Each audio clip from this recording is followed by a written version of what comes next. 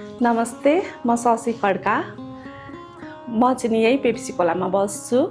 मलाई चाहिँ नि यो कथक सिक्ने एकदम रहर मेरो एउटा बकेट लिस्टमै परेको चिज थियो र म जिरो लेभलबाट नै आएको बेसिक सिक्नलाई पहिला। र म चाहिँ नि कथकको लागि भनेर सर्च गर्दै गर्दा मनिषा गोले म्याम कहाँ पुगेँ अनि उहाँले नै मेरो स्टुडेन्ट हुनुहुन्छ, तपाईँकोबाट नजिक पनि हुनुहुन्छ भनेर यहाँ रेकमेन्ड गरिदिनु भएको हो।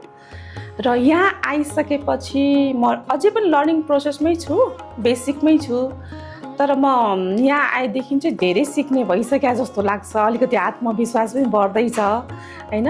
अनि यहाँको वातावरण सबै चिज राम्रै लागिरहेछ। सबैजना हेल्प गर्नुहुन्छ, नआउनेलाई पनि सिकाउनेतिर लाग्नुहुन्छ। सबैजना मिलेर सबै म्यामहरू रमाइलो हुन्छ। यहाँ फ्रेन्डली नेचरको छ। मलाई त सबभन्दा राम्रो चाहिँ यहाँको वातावरण लाग्यो। त्यही भएर चाहिँ नि म अरूलाई पनि यहाँ आउनु सिक्नु भन्छु। म लगायत अरू म जस्तै मेरो एजको, मेरो त दुईटा बच्चाहरू ग्रोन अप भइसकेको बच्चाहरू, मेरो जस्तोहरू चाहिँ आउँदा हुन्छ। यो एउटा नयाँ सिप जस्तो पनि भयो, स्किल भयो हैन।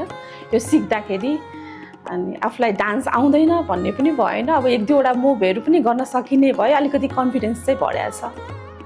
हस् त, धन्यवाद।